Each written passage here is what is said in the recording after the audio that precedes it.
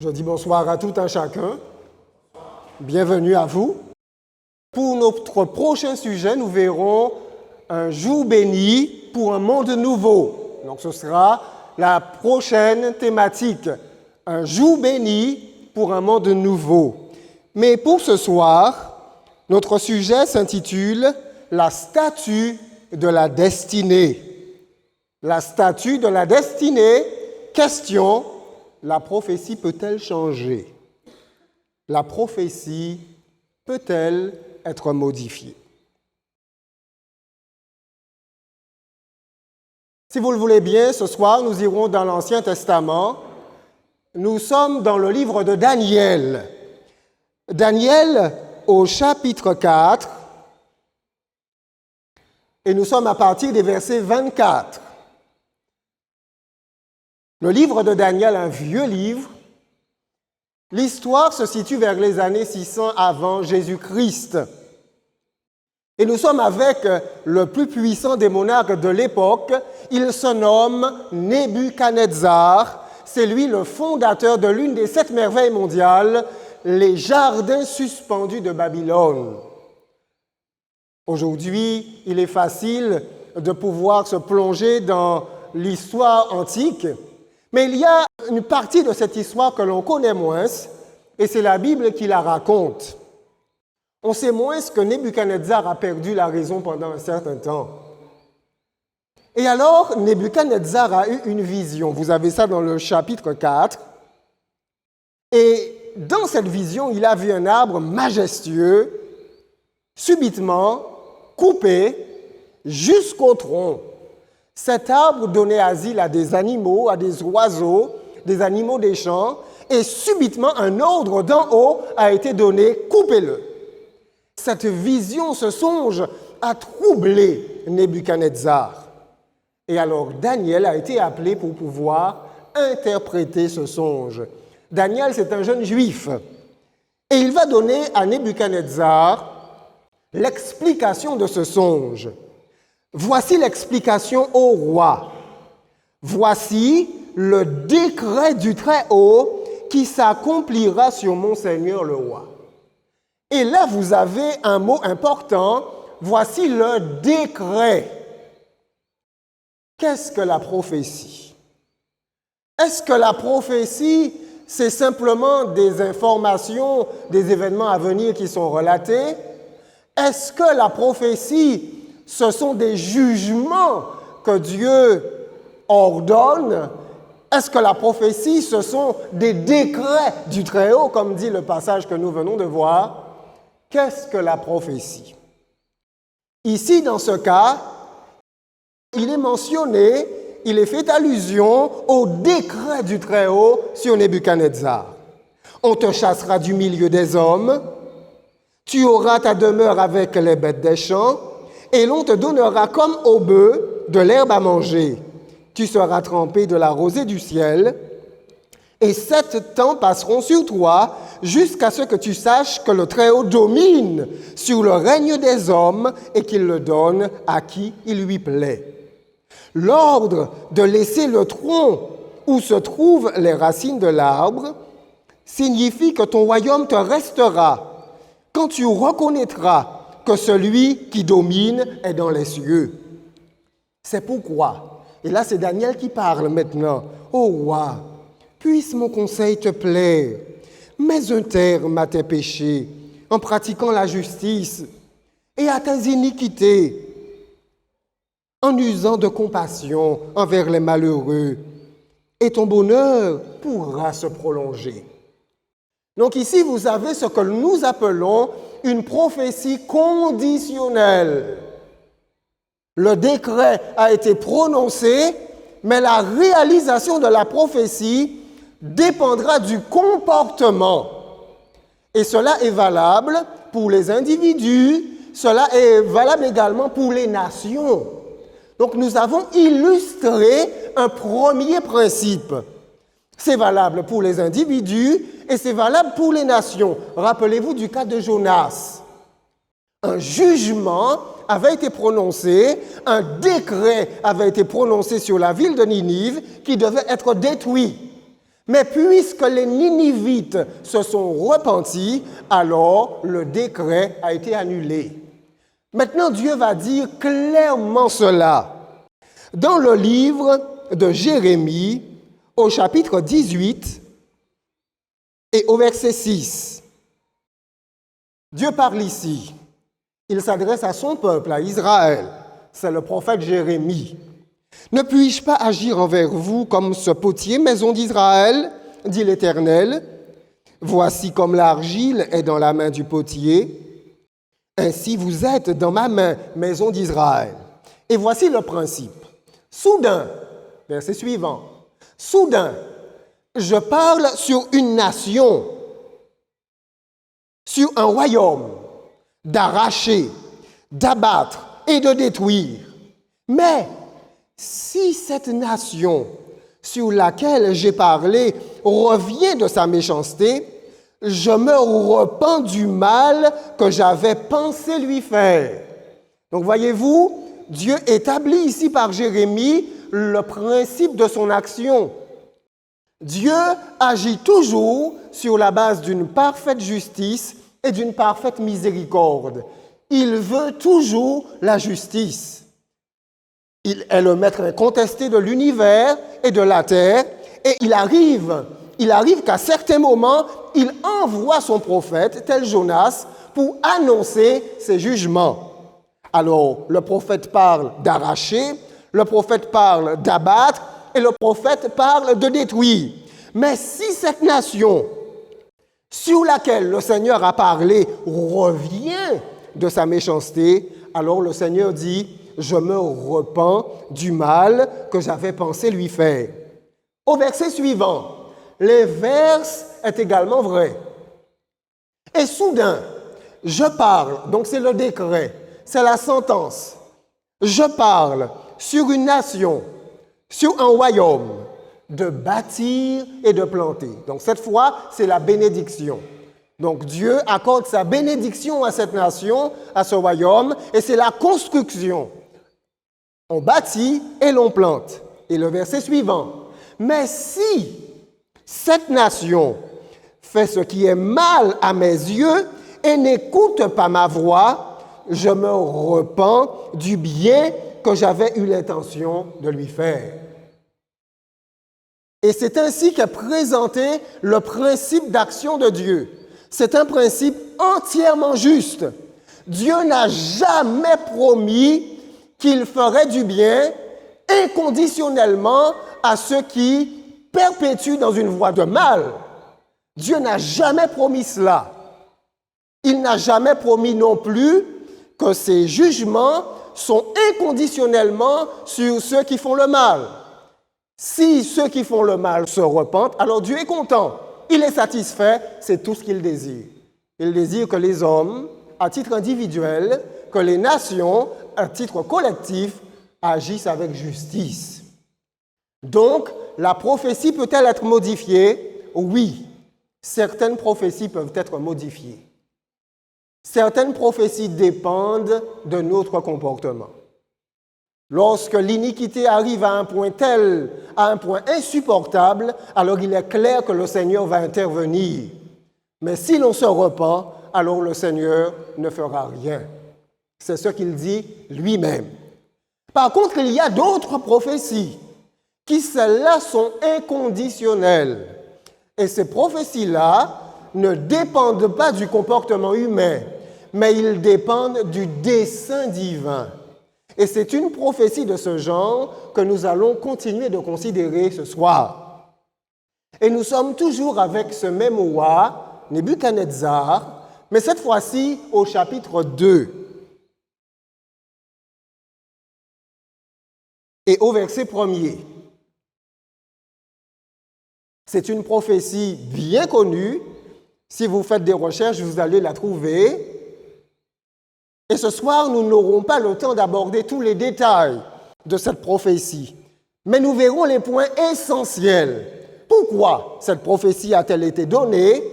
La réponse est simple, parce qu'elle nous permet de déterminer avec certitude le temps de la venue du royaume de Dieu. Rappelez-vous de notre thématique, un monde nouveau.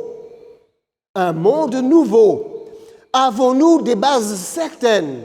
Avons-nous des faits irréfutables sur lesquels nous pouvons nous appuyer et qui certifient, qui attestent de façon certaine de la venue de Jésus sur cette terre? Eh bien, nous allons le considérer ce soir.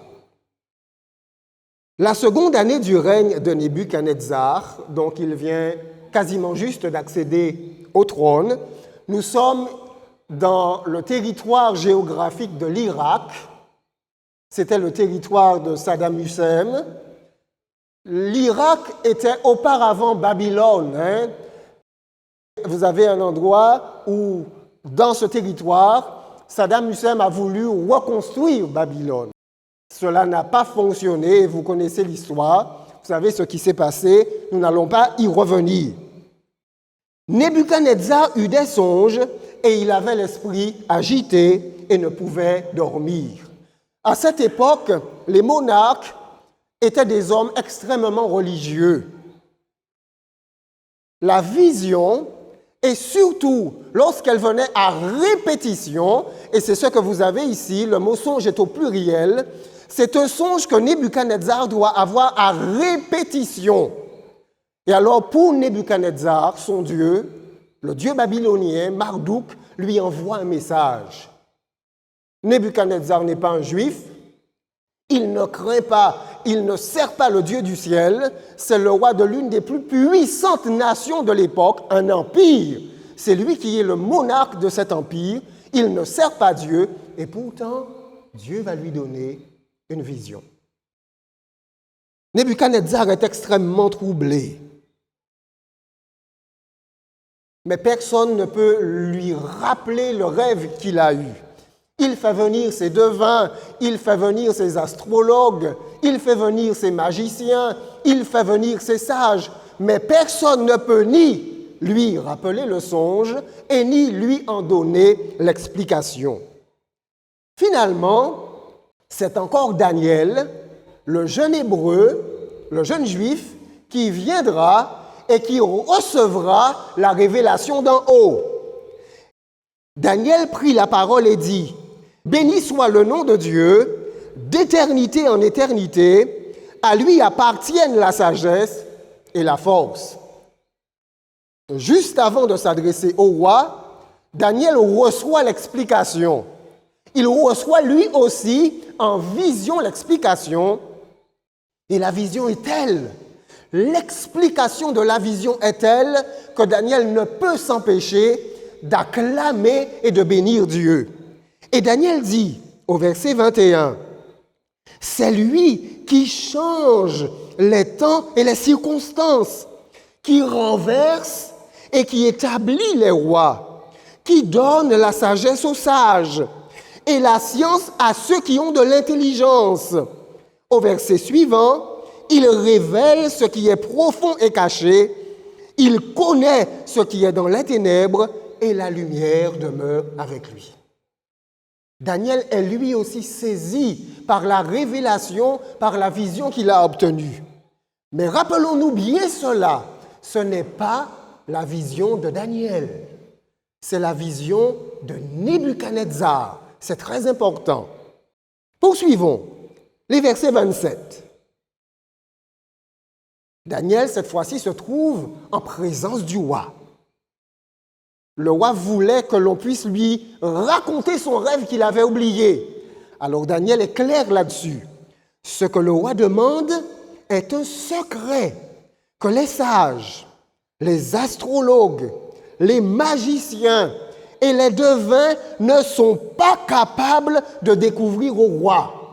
Donc, gardez des affaires, magiciens, astrologues, tous ces gens-là, ça les enchanteurs et compagnie, n'ont pas le pouvoir de percer les mystères de l'avenir. La Bible est claire là-dessus. Le verset suivant, verset 28. « Mais il y a dans les cieux un Dieu qui révèle les secrets et qui a fait connaître au roi Nebuchadnezzar ce qui arrivera dans la suite des temps. Voici ton songe et les visions que tu as eues sur ta couche. Dieu est vraiment surprenant. Avez-vous vu ce qu'il est dit ici dans la Bible? Dieu, est-il dit, révèle les secrets, a fait connaître au roi Nebuchadnezzar ce qui arrivera dans la suite des temps. Si l'on pouvait comparer Nebuchadnezzar aujourd'hui à un souverain, à un monarque, à un roi, le président le plus à même d'être comparé à lui serait le président des États-Unis, M. Biden, pour avoir l'intonation anglaise. Eh bien, la prophétie est en train de nous dire que Dieu révélerait l'avenir, que Dieu révélerait le futur, que Dieu révélerait son dessein au plus puissant des présidents. C'est ce qu'il est dit ici. Non pas à un pasteur, non pas à un homme tel que moi, un évangéliste, non pas à Daniel, un prophète, mais à un homme d'État. C'est ce que signifie la vision de ce soir. Donc en fait, le Dieu des cieux est à même de révéler ses projets et ses desseins à qui il veut. À qui il veut. Et il va révéler son plan pour la terre. Il va révéler ses desseins pour la terre au plus puissant des empires, au roi le plus puissant de l'époque, à Nebuchadnezzar. Et dans une vision. Et vous allez voir que cette vision concerne non seulement Nebuchadnezzar, mais jusqu'aux nations modernes d'aujourd'hui. Avançons. Verset 29. Sur ta couche, ô roi, il t'est monté des pensées touchant ce qui sera après ce temps-ci. Et celui qui révèle les secrets t'a fait connaître ce qui arrivera. Si ce secret m'a été révélé, ce n'est point qu'il y ait en moi une sagesse supérieure à celle de tous les vivants, mais c'est afin que l'explication soit donnée au roi et que tu connaisses les pensées de ton cœur. Et la vision maintenant va être décrite.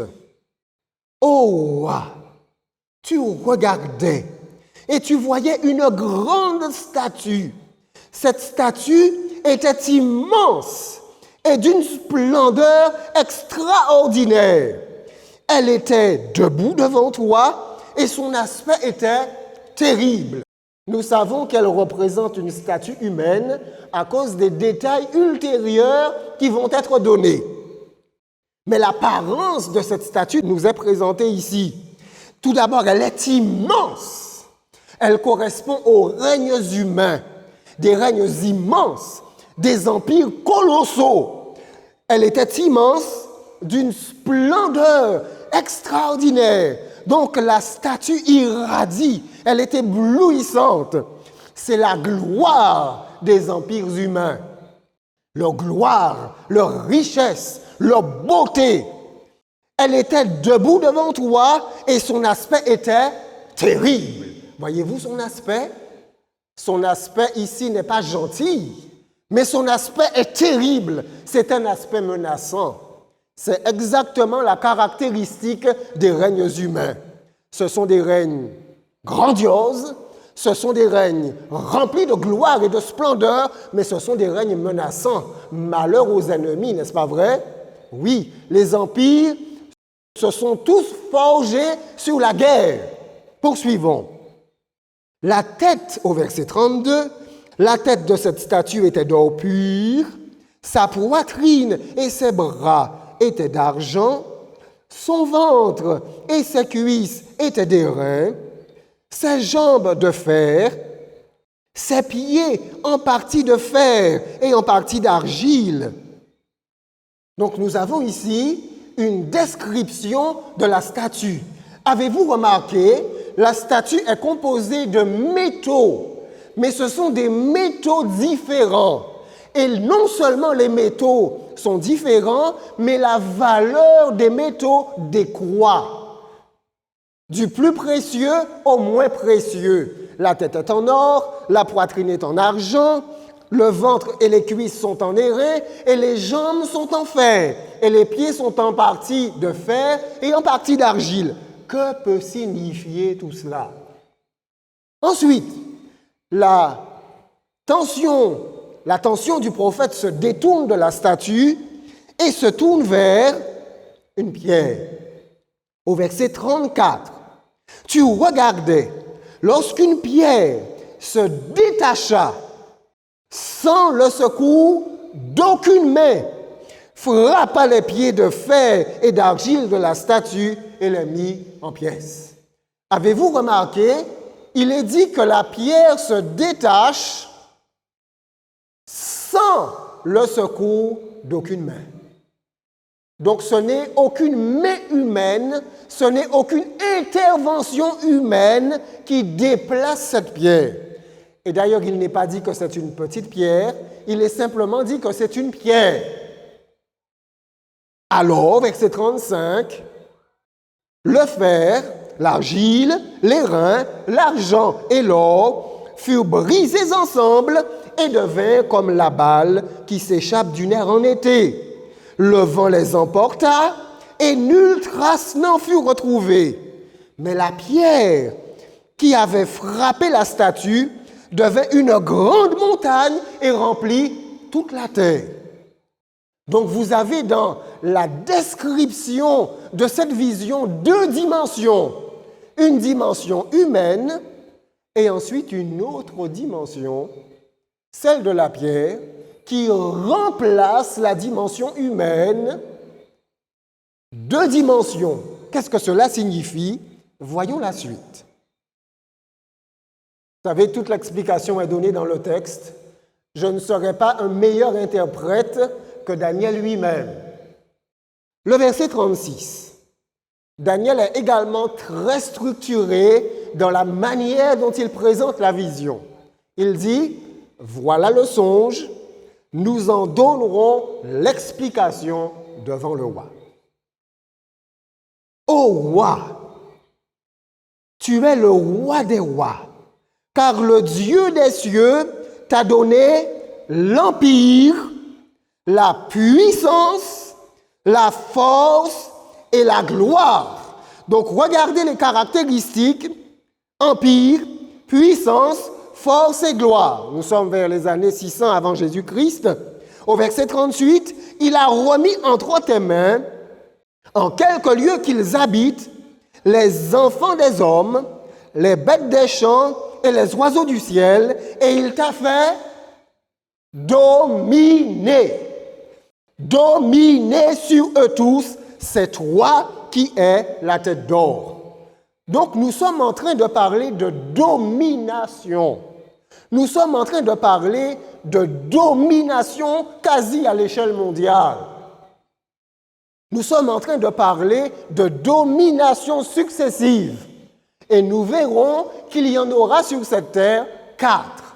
Quatre dominations immenses vont être mentionnées. Et si vous cherchez sur Wikipédia ou si vous cherchez dans les encyclopédies, cherchez les empires universels et vous allez tomber exactement sur la même description, la même chronologie historique que Daniel. Comment c'est possible ça? Comment c'est possible? Cette vision, son explication sont données vers les années 600 avant Jésus-Christ. 600 avant Jésus-Christ. Ce n'est pas d'hier. Nous poursuivons. Après toi, il s'élèvera un autre royaume. Donc c'est le deuxième. Moindre que le tien. Il sera moindre en termes de puissance, en termes de gloire, en termes de force et en termes d'empire. Mais ce sera un empire puissant. Qui a succédé à Babylone? C'est l'empire médo-persan. Après toi, lisons-nous, il s'élèvera un autre royaume moindre que le tien.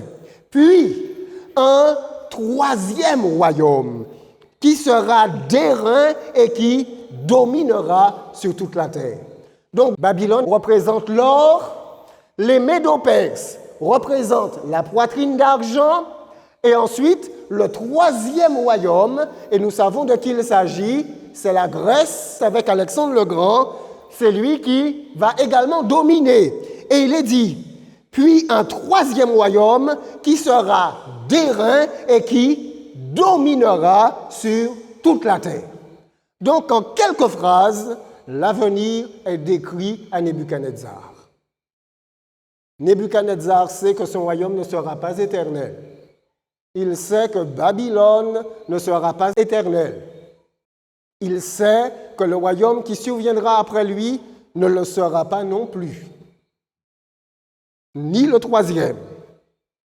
Ensuite, il est parlé du quatrième. Il y aura un quatrième royaume fort comme le fer. Ce sont les jambes de fer. Mais avez-vous remarqué, à chaque empire, à chaque domination correspond un métal. L'or, c'était pour Babylone, mais le fer, c'est pour l'Empire romain. Et effectivement, à ce moment, le fer est généralement utilisé et est utilisé par l'armée romaine. Tout chez eux était de fer. Leur armée, leur discipline, tout c'était de fer chez cet empire romain. Donc, nous avons ici combien de dominations? 4 dominations. Avez-vous remarqué? La première, Babylone, la tête d'or. La deuxième, la Médo-Perse, la poitrine d'argent. La troisième, la Grèce, les reins. Et la quatrième, de qui s'agit-il? De Rome. Le métal, c'est du fer. Y aura-t-il un cinquième? Eh bien, nous allons le voir. Il y aura un quatrième royaume, fort comme du fer, de même que le fer briseront tout, il brisera et rompra tout comme le fer qui met tout en pièces. Donc, le caractère terrible de cet empire est présenté ici et décrit. Ce n'est pas la gloire, la splendeur qui est mise en évidence, mais c'est sa puissance militaire. C'est bien l'empire romain qui est décrit ici. Et maintenant, regardez le verset 41. Et comme tu as vu les pieds et les orteils, en partie d'argile de potier et en partie de fer, ce royaume sera divisé. Est-il mentionné un cinquième royaume? Qu'est-il écrit? C'est le même royaume, mais il y a une division de cet empire. Cet empire va se scinder, va se diviser. Ce n'est pas un cinquième royaume. Daniel ne le dit pas, la Bible ne le dit pas, le texte est clair. Ce royaume, donc il y a 4 dominations humaines. Il y en aura 4. Je sais que certains parlent de nouvel ordre mondial. Oui, il y aura un nouvel ordre mondial, mais nous verrons qui l'établira. Daniel ne garde absolument pas le secret là-dessus et le Seigneur le révèle clairement. Et comme tu as vu les pieds, en partie d'argile, de potier et en partie de fer, ce royaume sera divisé. Et regardez les pieds de la statue. Vous la voyez? Elle est en partie marron et en partie noire. Voyez-vous? Elle est mélangée. Le fer a perdu de sa cohésion. Et le fer s'est séparé. Donc la caractéristique de cet empire maintenant devient la division.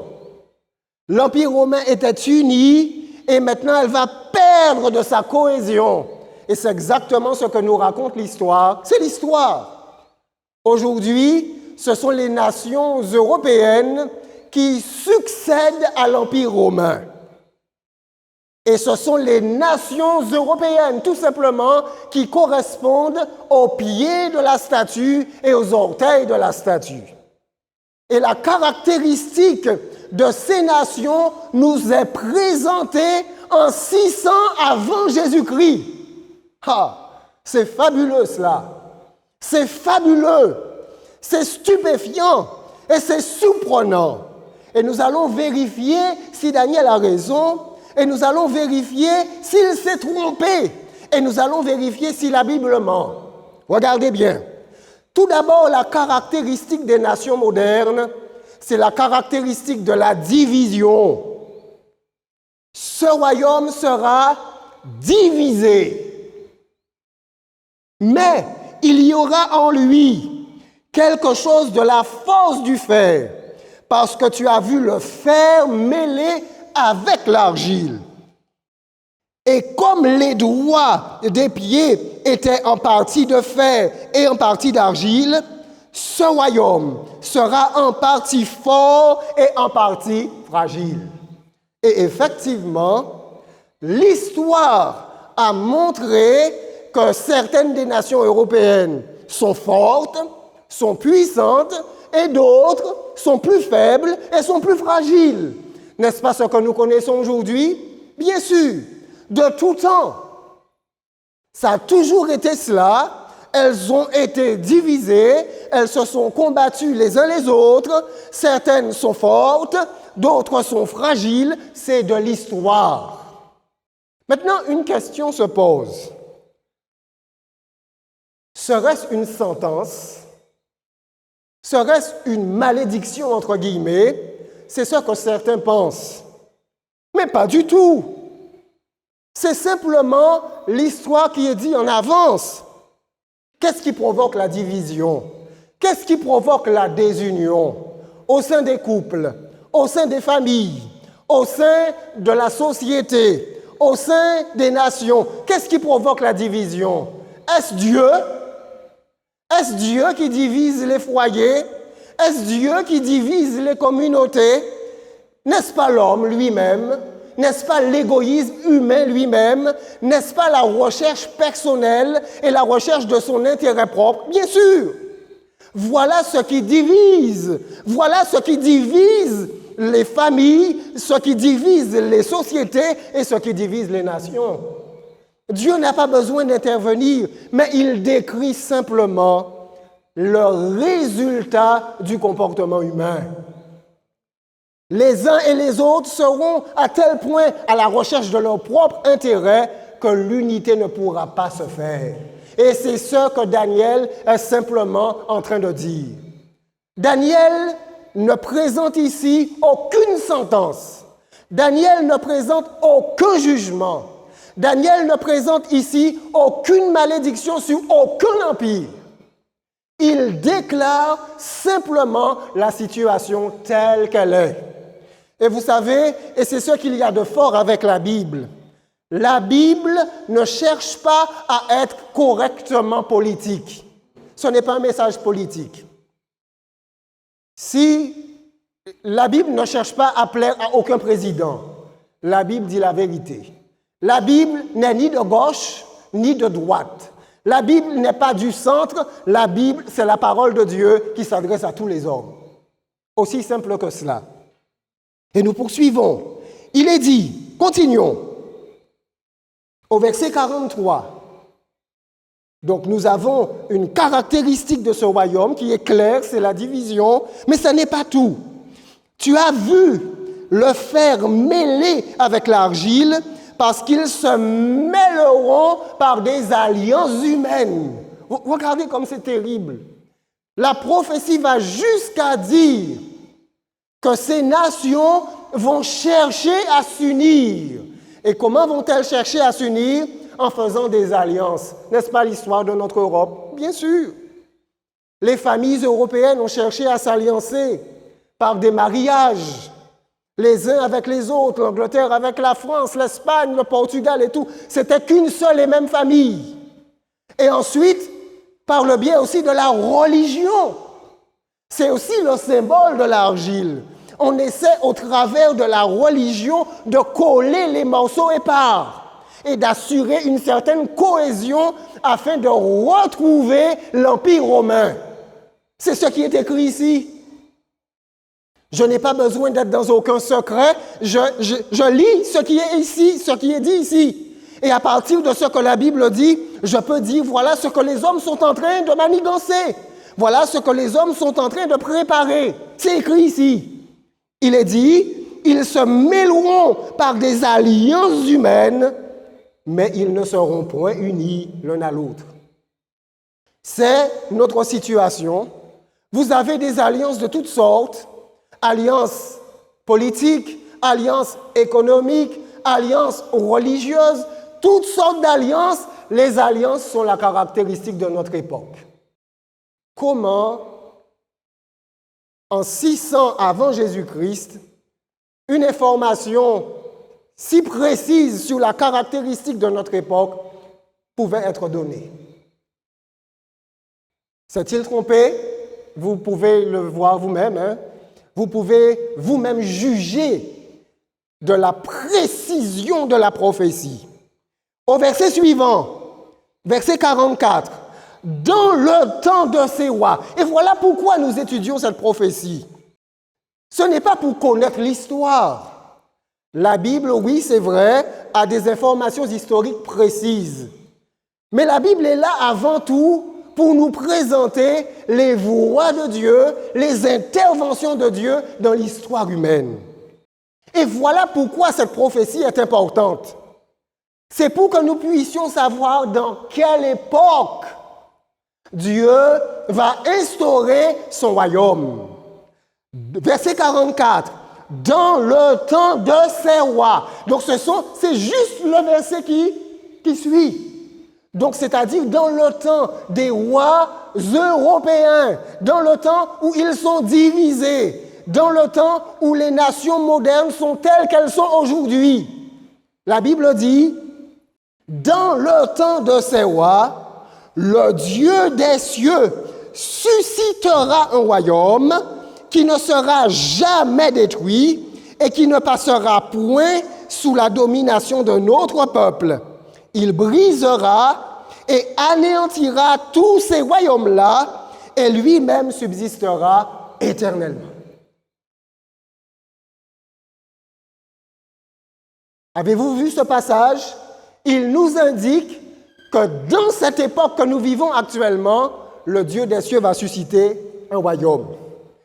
Maintenant, vous pourriez me dire, mais qu'est-ce qu'il est en train de raconter, ce gars? Qu'est-ce qu'il est en train de raconter? Ne sont-ce pas que des folies, tout cela? Oui, j'agréerai. Je serai d'accord avec cette observation et cette remarque. Mais il y a une difficulté, une objection de taille réelle et qui me fait réfléchir. Babylone a existé et vous avez remarqué, la prophétie lui a été donnée alors qu'il commençait son règne.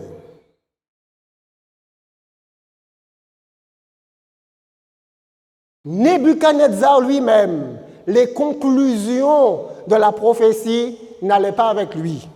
Et lisez chez vous, vous verrez qu'il a érigé une statue immense en vrai.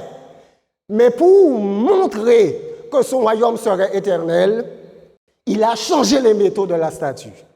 Et il en a fait une statue tout entière d'or. Dieu a dit ses affaires, mais moi, mon règne, Babylone, sera éternel. Où est Babylone aujourd'hui? La prophétie avait annoncé que Babylone tomberait. Où est Babylone aujourd'hui? La prophétie a-t-elle menti? Non. La prophétie a annoncé qu'après Babylone surviendrait la Médo-Perse, un second royaume, une seconde domination. Cela s'est-il accompli? Cherchez dans vos téléphones Wikipédia. Et tout de suite, vous avez la réponse, la Médo-Perse qui a existé de temps à temps. Mais la prophétie ne s'est pas arrêtée là. Elle a annoncé, suite à la Médo-Perse, l'Empire grec. Javan. C'est clairement écrit dans le chapitre 8. Cela s'est-il accompli? Littéralement. Le jeune Macédonien Alexandre le Grand, ayant à peine 30 ans, a écrasé la Médo-Perse comme un rien. Il est devenu le plus grand des dominateurs, conformément à ce que la prophétie avait dit. La prophétie avait dit de lui, il dominera. Et ça s'est accompli, mes amis, à la lettre. Alors dites-moi, comment une prophétie écrite en 600 peut-elle s'accomplir avec autant de détails? Mais ça n'est pas tout. La prophétie a annoncé que la Grèce ne dominerait pas éternellement. Et elle a annoncé qu'après lui viendrait un empire. Mais quel empire! Ce serait la Rome, un empire sans précédent. Et ce qui a retenu Daniel dans son explication, c'est sa puissance militaire incomparable, qui brise absolument tout, qui écrase tout. Cela s'est-il fait? Oui, cela s'est fait. À tel point qu'on pourrait parler d'elle comme de la Rome impériale, comme de la Rome éternelle. Mais où est cet empire aujourd'hui? Où est sa cohésion? Où est son unité? Où est-elle? L'Empire romain a-t-il contesté la prophétie? L'Empire romain a-t-il fait mentir la prophétie? Non. Ce qui a été dit, cela s'est accompli. L'impensable est arrivé.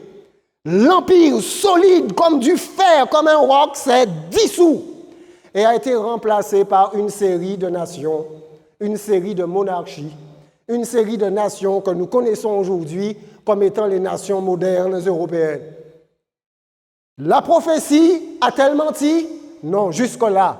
La prophétie nous a décrit leur situation. Daniel aurait pu dire n'importe quoi, mais il a cité leur état de division, n'est-ce pas vrai? Et voilà encore, l'Angleterre est sortie de la communauté. C'est terrible ça. C'est stupéfiant, vous savez. Je ne suis pas le plus intelligent, mais je dis, pourquoi ça? Comment l'expliquer? Et ça défie ma logique. Et alors je dis non, cette prophétie a du vrai. Et maintenant la question, si toutes les affirmations se sont accomplies, comment serait-il possible que la dernière ne s'accomplisse pas? Toutes se sont accomplies à la lettre, successivement, littéralement. Toutes. Comment serait-il possible que la dernière ne s'accomplisse pas? Il est dit, au verset 44, « Dans le temps de ces rois, le Dieu des cieux suscitera un royaume qui ne sera jamais détruit. » Et voici encore une autre leçon de la prophétie. Dieu veut dire aux hommes que leur règne ne sera jamais éternel. Il peut être glorieux, il peut s'étendre en domination, il peut être extrêmement puissant militairement, mais il ne sera jamais éternel. Seul le royaume de Dieu sera éternel. Et c'est la pointe de la prophétie. Toutes ces dominations, ces 4 dominations sont éphémères. Elles ne peuvent durer éternellement. Il est dit au verset 44, les dernières phrases, « Il brisera et anéantira tous ces royaumes-là et lui-même subsistera éternellement. » C'est ce qu'indique la pierre que tu as vue se détacher de la montagne sans le secours d'aucune main et qui a brisé le fer, l'airain, l'argile, l'argent et l'or. Avez-vous remarqué, par 2 fois dans la prophétie, il est dit sans le secours d'aucune main. Donc ce ne sera pas l'intervention humaine qui instaurera le royaume de Dieu ici-bas. Ce n'est pas nous les adventistes qui allons aider Dieu à l'instaurer. Aucune religion, aucun homme aussi habile, aussi brillant général soit-il, n'aidera Dieu à instaurer son royaume. Il est dit sans aucune main humaine. La prophétie est absolument claire. Le grand Dieu a fait connaître au roi ce qui doit arriver après cela. Le songe est véritable et son explication est certaine. Donc c'est vrai, d'une part, c'est la vérité, il n'y a pas de mensonge là-dedans, et c'est certain, c'est sûr, ça va s'accomplir. Mes amis, les règnes humains, nous les connaissons. Ils se basent sur la guerre, ils se basent sur la violence. Qui aurait pu croire qu'en 2021, au 21e siècle, au siècle du génie technologique, du génie informatique, au siècle de l'intelligence artificielle, qui aurait pu croire, après tous les faits de l'histoire, toutes les leçons de l'histoire, que nous serions encore à nous entretuer dans des guerres infâmes, dans des guerres abominables? Comment pourrions-nous croire pareille chose? C'est notre histoire, c'est le drame humain.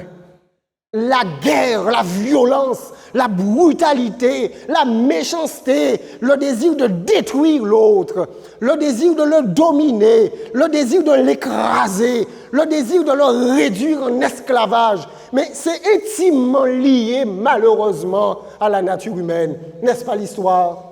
Est-ce que je mens? Est-ce que ce que je dis n'est pas la vérité? Guerre de tout type, guerre de religion, guerre politique, on s'entretue au nom de Dieu.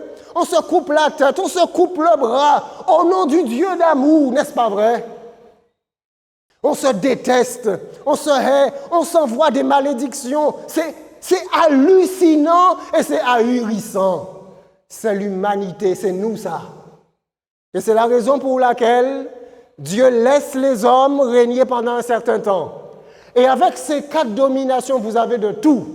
Vous avez des dictatures, vous avez des monarchies, vous avez des empires, vous avez des républiques, vous avez des démocraties. Chacun a le temps de faire ses preuves. Et en final de compte, c'est Dieu qui va établir quelque chose de différent. Et nous allons conclure avec les derniers passages qui se trouvent dans le livre d'Ésaïe. Rappelez-vous, d'où mon thème, un monde nouveau. Un monde nouveau, un monde différent, un monde nouveau. Aujourd'hui, les grands, les dirigeants de ce monde parlent de nouvel ordre mondial. Mais comment sera-t-il établi? Combien d'innocents seront détruits? Combien de vies seront évacuées, exterminées? Combien de personnes seront détruites psychologiquement dans les projets merveilleux que nous formons? Mais laissez-moi vous montrer le projet de Dieu. Psaume 46, versets 9 à 11. Lorsque le Seigneur viendra ici-bas, il est dit, « Venez, contemplez les œuvres de l'Éternel, les ravages qu'il a opérés sur la terre. » Verset suivant, « C'est lui qui a fait cesser les combats jusqu'au bout de la terre. » C'est lui. Personne ne le réussira. C'est lui qui a fait cesser les combats jusqu'au bout de la terre. Vous avez des Bibles chez vous, que ce soit des Bibles protestantes, que ce soit des Bibles catholiques, lisez-les. Les gens pensent que les psaumes, ce sont simplement des liturgies et que ce sont parfois des imbéciles qui n'ont rien à faire, qui sont en train de chanter, de lire et de réciter à longueur de journée. Mais les psaumes que vous avez, ce sont aussi des prophéties. Et c'est une prophétie que vous avez là, dans le psaume. Il est dit, c'est lui qui a fait cesser les combats jusqu'au bout de la terre. Jusqu'au bout, partout. De l'Occident à l'Orient, du nord au sud. Il est dit, il a brisé l'arc, il a rompu la lance, il a consumé par le feu les chars de guerre. Au verset 11, arrêtez et sachez que je suis Dieu. Je domine sur la nation, je domine sur la terre. Et le dernier passage pour ce soir, c'est le monde que le Messie loin, Jésus-Christ, va instaurer, le candidat mondial pour la paix, le bonheur. La justice sera la ceinture de ses flancs. Justice. Justice, un mot qui a perdu son sens aujourd'hui. Justice. La justice sera la ceinture de ses flancs. Et la fidélité, la ceinture de ses reins. Fidèle. Fidèle à la parole, fidèle à la promesse, fidèle à la vérité. Au verset 6, regardez cela. Le loup habitera avec l'agneau, et la panthère se couchera avec le chevreau. Le veau, le lionceau et le bétail qu'on engraisse seront ensemble, et un petit enfant les conduira. Dans le monde nouveau que le Seigneur va mettre en place, toute forme d'agressivité disparaîtra. Toute forme de menace, toute forme d'oppression, toute forme de férocité disparaît à tel point que le loup peut habiter avec l'agneau. Que le veau, que le lionceau, que le bétail qu'on engraisse sont ensemble. C'est un ordre nouveau. Et c'est ce que j'appelle, avec raison, sur la base de la parole de Dieu, le véritable nouvel ordre mondial. C'est un ordre mondial que l'humanité ne connaît pas, qu'elle ne peut pas imaginer, qu'elle ne peut pas même rêver d'avoir. Voilà ce que le Seigneur va mettre en place. Il n'y a tellement pas d'agressivité que c'est un petit enfant qui les conduit. Au verset 7, Ésaïe 11, verset 7, « La vache et l'ours auront un même pâturage, leurs petits un même gîte, et le lion comme le bœuf mangera de la paille. » On peut se poser des questions, mais s'ils sont ensemble, comment font-ils pour survivre? Et alors la parole l'explique, hein, c'est pas moi, hein. La parole dit, ils seront des herbivores. Voilà. Comment ça va se faire? J'en sais rien, je ne suis pas Dieu, moi. Je vous dis seulement, regardez ce qui est écrit, c'est tout ce que je fais. Et je ne veux pas faire plus que cela. Ensuite, au verset 8, « Le nourrisson s'ébattra sur l'antre de la vipère, et l'enfant sevré mettra sa main dans la caverne du basilic. » Et nous concluons avec ce dernier verset. « Il ne se fera ni tort, ni dommage sur toute ma montagne sainte, car la terre sera remplie de la connaissance de l'Éternel, comme le fond de la mer par les eaux qui le couvrent. » Mes amis, avez-vous vu cela? Il ne se fera ni tort ni dommage. C'est merveilleux. C'est beau ça. C'est beau. Un lieu sans agressivité. Un lieu de parfaite sécurité. N'est-ce pas beau ça? N'est-ce pas bien ça? C'est beau. Qui peut mettre en place un tel projet? Vous allez à Basse-Terre. Vous allez prendre le bus. Et alors que vous allez prendre le bus, vous regardez un jeune homme, il vous dit, regardez-moi. Il est prêt à vous piquer pour votre téléphone. Il est prêt à vous piquer pour votre collier, pour votre montre. C'est ce que nous vivons. Les informations ne sont que des faits divers de violence, d'agression, de choses horribles. Nous vivons dans ce qui est horrible aujourd'hui. Il nous faut un monde nouveau.